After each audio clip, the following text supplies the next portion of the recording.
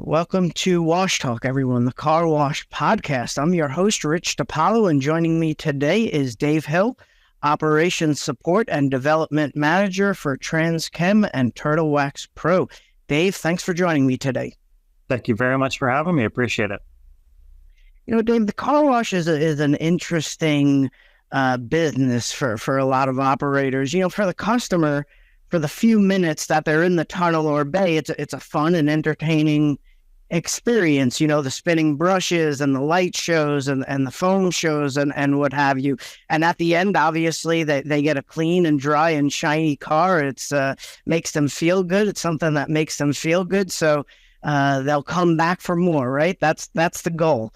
But for anybody in this industry knows that there's a lot of science and chemistry that goes on in the tunnel and bay during those few minutes that customers spend getting their cars washed. So I wanted to catch up with you today to discuss some of the factors of cleaning. And we've identified 5 factors of cleaning. That's today's topic for the podcast episode. So why don't we start with an obvious question, Dave? What are the 5 factors of cleaning? Sure. Well, it's been well established. Again, the experience of getting a car wash is obviously very important, especially in these days where there's so much competition between businesses. There's car washes in every city, on every corner, and it's a really, really big business. So it's really important for people to distinguish themselves from other businesses. So creating a really good experience for people to be in there. Fundamentally, car washes are in business to clean cars. So it's really good to have a fundamental understanding of how the chemistries work inside of that car wash. It's more than just bubbles and colors and smells. There's a lot of active stuff going on in there. And in the course of developing car wash chemistries, we have to take a look at 2 different sides of how we're cleaning cars. There's a bunch of things that we can control, and that's what we've determined are the 5 factors of cleaning, and the things that we cannot control. So things that we can't control are, who is your customer? What is it that you're trying to clean? What is the state of the thing that you're trying to clean? What is the weather like that day? What is the climate like wherever you are? Those are things that are beyond our control. So we have to now try to take the factors of cleaning to try to counteract the things that we can't control with things that we can. And there's 5 moving parts here in the factors of cleaning that we can interchange or adjust or increase or decrease in order to satisfy a set of challenges that are beyond our control. So the 5 factors are water, chemistry, time, temperature, and mechanical actions. Those are the 5 things that inside of these businesses that we have the ability to have some kind of control over, where we can affect things on different levels. We can improve things. We can increase volumes. We can decrease volumes. We can do all kinds of different things in order to satisfy the customer experience, as well as all the kind of regional challenges that we're going to have no matter where we are. So the first factor being water, and if you want to get right into it, what is the importance of water? Existentially, in nature, everything likes to be in balance. Water is involved in nearly every single chemical reaction that can happen. It is the universal solvent. It is fundamentally the one thing that is going to be doing the cleaning of the vehicle. What we do with chemistry and all the other kinds of things that surround that are going to be relying very, very heavily on the quality of water that you're using. Just assuming that a water supply coming from a city or a well is good enough, you got to have water, so here's my water supply, is a little bit short-sighted. There's all kinds of things in terms of that quality of water, whether it has hardness, softness, and also the dissolved solids that are present in that might even go beyond water hardness. Whenever you introduce water supply to your business, really important to understand the quality of that water, where it's coming from. If it's coming from the city, how does the city manage that water supply? There's certain times of the year where they do things to water systems that can drastically change the content of dissolved solids inside of that water supply. So in a tunnel business, it's not as crucial because you're not relying on water for the most part to be doing the lion's share of the heavy lifting.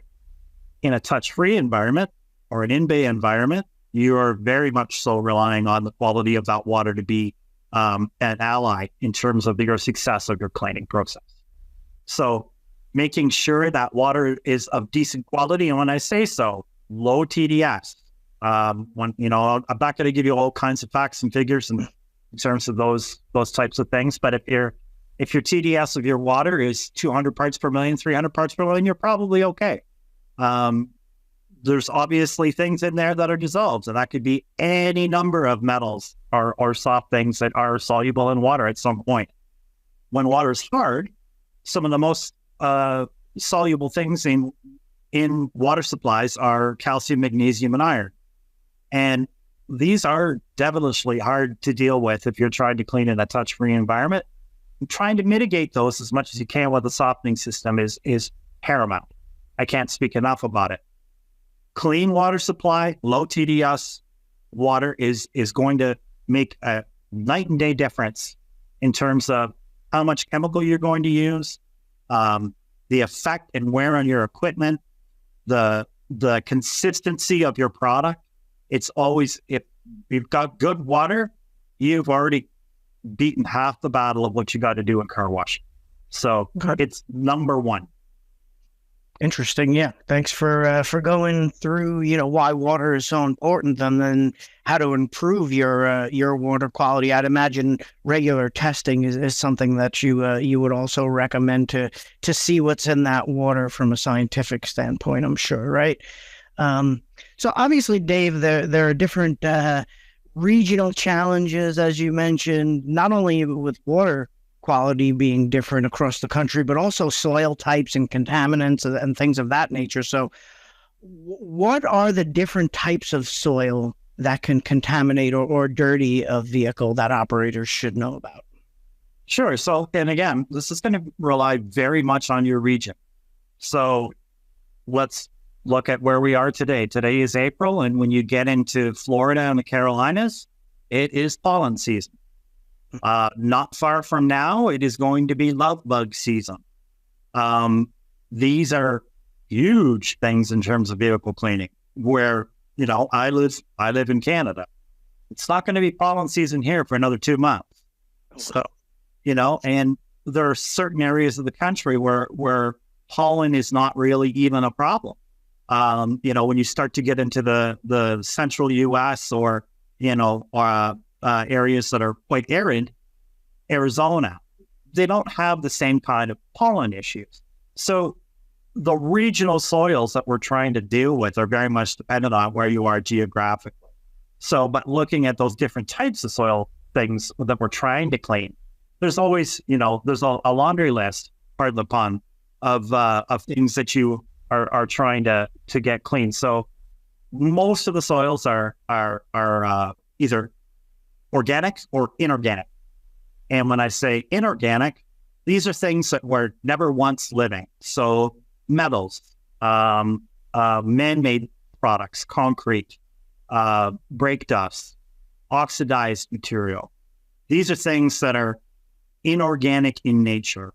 Organic soils are all derived from things that one time were living or were part of a living organism or have a great deal of carbon in them. So that's like tree sap, pollen, bird droppings. What else is in here? Oils, greases, all of those things are organic in nature.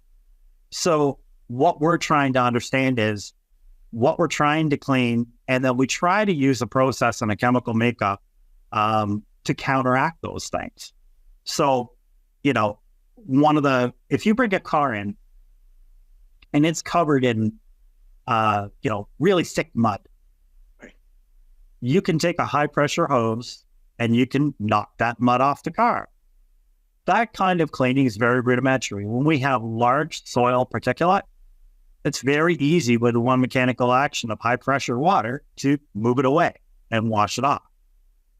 Where we run into the hardest challenges are when we start to get into the microscopic land of soils and their structures. So road films, those types of things that look kind of hazy or leave masks on windshields or leave spotting on mirrors or hazing on chrome. These types of soils are really difficult to get at, whether with a friction unit or with a touch-free system. So that's when we start to look at chemistries that are going to start to help us combat those types of issues. So again, this type of road film, it's comprised of carbon, silicon, oxygen, zinc, tin, copper, it's you name it. There's all kinds of these different elements that are, they're in the air, they're in the ground. The rain comes, it brings rainwater onto your vehicle. It's in the rainwater, it's solubilized in water, and then it starts to build up as that water dries, and it leaves behind these films. And they are extremely charged, and they're extremely stuck to your surfaces. So now it's a question of how to remove them, and how do we remove them without hurting the vehicle at the same time. So that's the delicate balance that we're working with there. So, but again, just to kind of, talk about the different soil types. I mean, organic and inorganic, these are the main types of soils that we're trying to clean. And they fall into these two categories generally. And of course, we counteract them with all the other factors at play. Understood. Yeah. And just like contaminants, not all vehicles are made the same, and they feature a lot of different surfaces, glass, metal, plastic. There's a lot of different surface types on a car. So why does the size of particles and the type of surface impact the ease of cleaning? Yeah. So again, the smaller the particle is, the larger the amount of force it's going to take to you to remove it. And either that's a chemically induced electrical force, a physical force, or otherwise, or an electrostatic type of force. Once a bond has been created with a very, very tiny particle, it becomes increasingly hard to remove it without the use of all kinds of different force actions. So, when I have a very flat, smooth, non-porous surface, soils sit on top of it. They can have bonding to them. However, because of their nature and they're smooth, it is a lot easier for us to break bonds electrochemically or to use friction to remove those things. As soon as those surfaces start to get a little bit more porous or slightly rougher, and again, on a microscopic level, if you look at a painted surface, it looks like a mountain range. Particles sit inside of these things that are visible to the eye, not so much visible or noticeable by the touch. But, we've got to figure out a way for us to get in underneath, penetrate these things, break chemical bonds so that we can free the surfaces of these things. So yeah, like smooth surfaces, super easy to clean. Glass, polished glass, especially where your wiper's going. Every time you turn your wipers on, you're polishing your glass. You're making it smoother and smoother and smoother with your wipers. Well, the areas that are around your windscreen where they're not getting wiped, those are not getting polished constantly. And they're a lot more susceptible, and they get a lot rougher than the ones that are being constantly polished. So they never appear as clean as where you're wiping with your wiper blades. So, and again, too, it becomes a misconstruction that, well, you're not cleaning my windshield because this part's clean and this part isn't. Well, it's just so much easier to clean this nice smooth bit than it is this rough bit. So, and that's those types of surfaces, have a huge impact. And again, I go back to, you got a car that's got big caked on mud, very, very large soil particle, very easy to remove. I can take it off with my hand, with a flick of my fingertip. I can take a garden hose and wash most of it away because it doesn't require so much force. But the smaller we get now into that surface, the more force I'm going to have to add in order to remove those soil particulates. even more important for customers to regularly wash their cars because of these smaller particulates that they may not be able to see that are a little bit more problematic as you're mentioning here. But I want to focus on the chemistry a little bit with you here, Dave, with these next couple of questions. How do surfactants and chelates factor into the cleaning process? Well, I will address that. I think I'm going to talk about something that will lead up into that a little bit more. Okay. And speak to you a little bit about the role of pH first. The role of pH is something that we're doing at the beginning of the car wash cycle. And that's for everything, friction, touch-free, hand washing.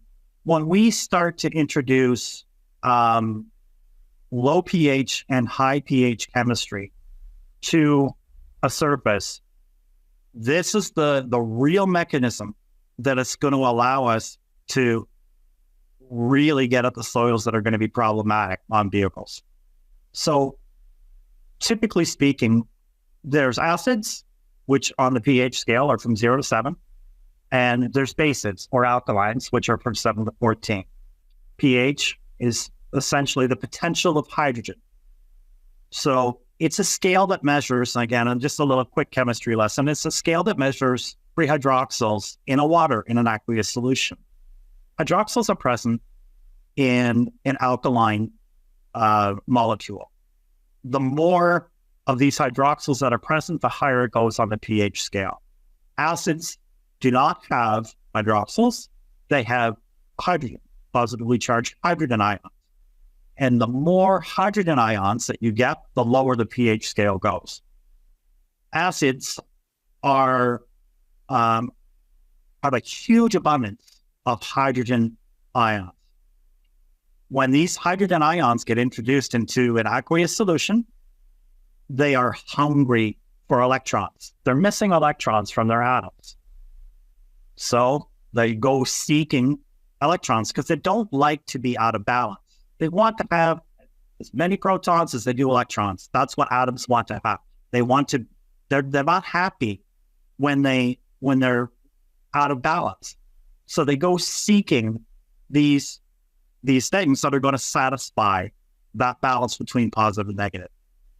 So all of these free hydrogens are now in an aqueous solution, and metals inertly and naturally are absolutely rich in electrons. So when you introduce acids to them, now it starts grabbing loose bonded electrons from all these metals, leaving behind metal ions.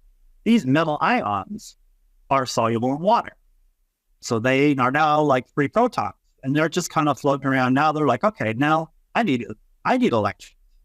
But you've dissociated from whatever they were bonded to prior to. So when acids dissolve things, so you pour acid on metal, you see it eating away. It's because we've introduced all of these hydrogen ions, removed electrons, created some hydrogen gas, and now the metal is actually dissolving. So this is actually what's happening on a microscopic level when we introduce acid to a surface in an aqueous solution. So now that we've done that, now we're going to introduce a base, and we're going to cause some acid-base reaction where we're going to satisfy, neutralize, and also start to create something new by introducing a hydroxyl. And that's the OH negative part. Now again, it's donating electrons. And what it does, in fact, is it starts to interact with oils and greases. And when a hydroxyl combines with an oil, it creates soap, as we know it today. You take lye and you take fat and you put it together, you get soap. So when you introduce these things on this chemical level, you're in effect using the soils to create soap on the surface. That soap is now extremely soluble, floats around in water, no problem, not really attracted to much, just sitting there, and water rinses it right away. That's why soap works so well on your hands. But when we're washing vehicles, we also will introduce surfactants and chelates in these mixtures So once we started to saponify some things on the surfaces, they're creating these things called micelles. These little micelles are aqueous in solution in water on the outside. And on the inside, they're hydrophobic. They're hydrophilic, water-loving on the outside. They're hydrophobic in the middle. They will, in effect, take oils, greases, contaminants, soils, soft metals, ions, drag them into the center of that micelle and hold them there and float around in water. So now they're captured. They're almost emulsified, but you're not quite. But they're sitting in solution. They're not dissolved, but they've been removed from their surfaces, and nor do they have any interest in rejoining. So they're just sitting there captured in these micelles. And we introduce surfactants are extremely micelle rich. We're creating some micelles by our acid-base reaction and saponification by using high and low pH at the same time. And we're also introducing another whole range of different micelle sizes and configurations by using surfactants. There's also still free metal ions floating around in the solutions.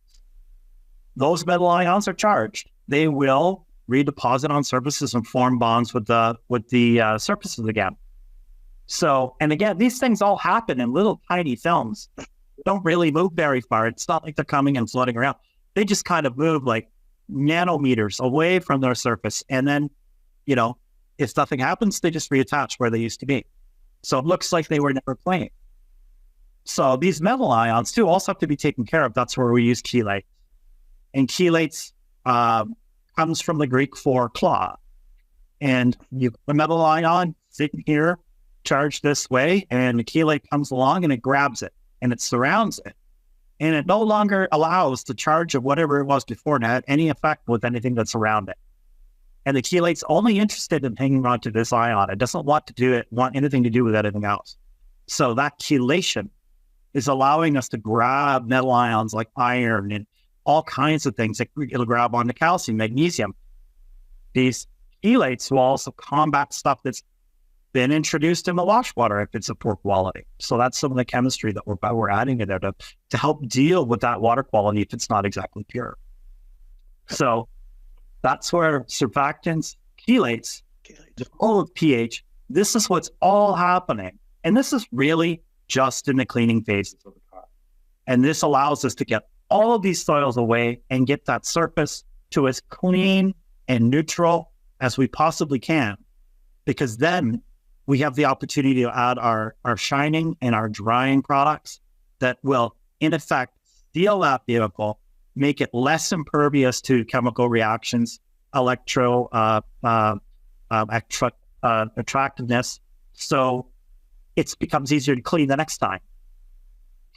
And helps us repel water and all those kinds of fun things. It also deepens the reflectivity of a clear coat because we've added a film of something that's non-reactive and it shines and it looks fantastic. So, that whole low pH, high pH thing that's going on, we don't call these things soaps. We call it car wash soap. It's not really soap.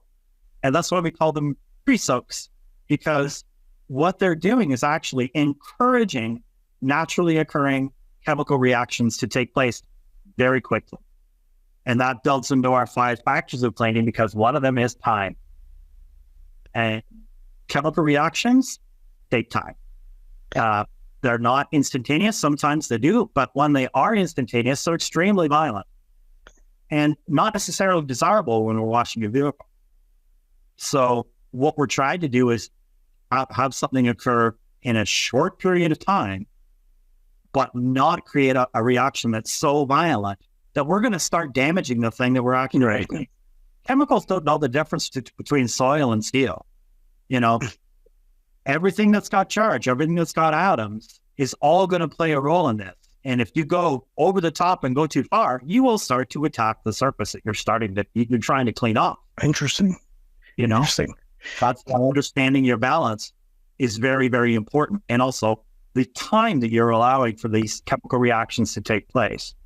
We want it to happen quickly, but in effect, like I like it until, you have dinner, you've got a dirty dish. You don't put a dish soap on it and put it under the water and pull it back out and look at it and go, oh, that's not right. Right, great. You leave it there to soak, right? And when you soak it, boy, it's a lot easier because it's already solubilized. So much stuff, but it takes time. Sure. And it's not magic. Well, I appreciate that. It's all very interesting to see what's happening at the microscopic level at a car wash. I could have used you about 30 years ago in high school to help me get a better grade in science class, but that's either here nor there, Dave. My next question, I wanted to talk a little bit about time and temperature and how it impacts cleaning. So how does time and temperature impact cleaning? Sure. The more time that you can afford, again, too, we're all in car washing because we're trying to earn a living. I understand that the need for throughput. Like, we get it. We're trying to engineer chemistry that we can make things happen quickly. But the more time that you can afford for chemicals to do their job, the better result that you're going to get with less material. If you have very high expectations of the chemical that you're applying, and you only have a very, very tiny amount of time to do it in, you're going to have to use amounts of chemistry to have an extra abundance of those chemicals, because you've got to get those reactions happening faster. So the more time that you can add to your process, the less chemistry. Not, again, this isn't like an apples to apples comparison, with time and chemical. It doesn't, stay that way. There's curves there, but the more time we can afford those things, and the more we can keep surfaces wet in that time, the better off that chemical is going to have to be able to get reactions to happen in all areas, surfaces, and nooks and crannies of things that we're trying to clean. Same thing goes for temperature. It's the laws of physics. Chemical reactions happen faster in higher temperatures. It's that simple. The warmer you can use, the warmer your solution is, the faster those atoms are going to be moving, the faster they're going to try to find and bond and make new molecules, and the faster things are going to happen. Would you rather take a hot shower than a cold shower? You're going to be getting cleaner faster in a hot shower than you are in a cold shower. Same thing, washing your dishes. Wash them in hot water. You don't wash your dishes in cold water because it takes too long. That temperature is crucial. Same thing goes for washing vehicles. Now, because we're washing a lot of steel and metal with a hot running engine inside of it, oftentimes cars come in, especially in the summertime, that car surface can be 120, 140 degrees. No problem. So already when you're introducing chemistry right to it, you're putting it right to a hot surface. So those types of things those reactions will occur very, very easily, very naturally. Sometimes too, if you're not using enough water and you're introducing chemistry, that water will evaporate far too quickly. Well, as soon as you take water out of that equation, the chemical no longer has the ability to react and store and keep soils separate from surfaces in the right way. And you take water away from those things, they go back to the original form, and they will bond to those surfaces. So you'll flash the vehicle. You can put chemical on the car, and if that chemical dries, it's turning white, and good luck getting it off. So that's important, that water is always part of that. Again, when you've got water that's low TDS and softened properly, when you put it onto a hot surface, you are far less likely to have issues in terms of leaving kinds of residuals that are much harder to clean than cars that are coming in with naturally occurring soils. So temperature does play a role. Ease of cleaning, especially in the winter months. I bring a cold car in and I wash it. I was just going to ask. Yeah. Much, much better result. 100%. But heating water is expensive. I understand there's a lot of operations out there that will listen to this and say, well, I'm not putting water heating in my system, Dave. It's not conducive for my success. So, luckily, when we're using certain chemistries, they have exothermic reactions, and actually when they're introduced to water, they actually heat up naturally. They get excited and they start to move around faster. The temperature of that actual application will rise, not very significantly, but it does improve the chances of us being able to clean. But wherever you can use hot water in your wash process, you're going to be much happier. Conversely, we don't need hot water when we're trying to dry and seal the vehicle. When we start to use hot water for these types of processes, because of the types of chemistries that are in most products, when we start to raise the temperatures of those, we can pop emulsifications apart.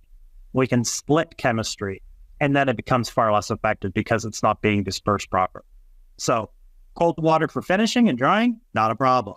Wherever you're washing or you're trying to do things with pH ranges, definitely hot water is the best way to be able to get success in that regard. Interesting. Sounds good. All right. Thanks for going through that, those 5 factors of cleaning. I just have one more question for you, Dave, and that's trying to help operators or investors in this industry become better buyers of these products. You know, we have the big car wash show coming up here in Nashville. We're on the precipice of that show. So going to see, I would imagine attendees are going to walk around that show and see a lot of different companies and chemical types out there in the market. How can operators select the right products for the job? Well, and again, Rich, there's not one answer for that. That's a good discussion, and I really encourage you to start asking questions of whoever it is that you're buying chemistry from, working with people and trying to understand what it is you're trying to get out of your business. Is it a show? Do you want to have a birthday party in your car wash? Is it performance? You want to see the absolute, white glove vehicle coming out of your wash?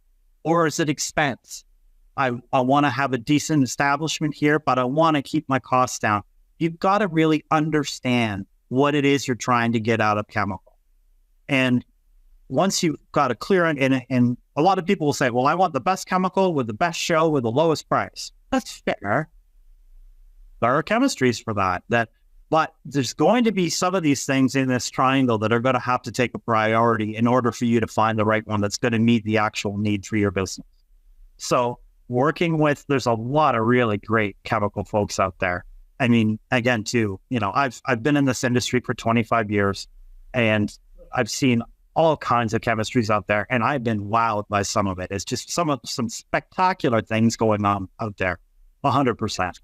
And working with whoever it is providing you with chemical, looking at your regional soil challenges. Do you have a lot of clay in your area? Do you have forest fires in your area? Do you live in California and you got, dry and sunny conditions? Or do you live in Washington State where it rains all the time?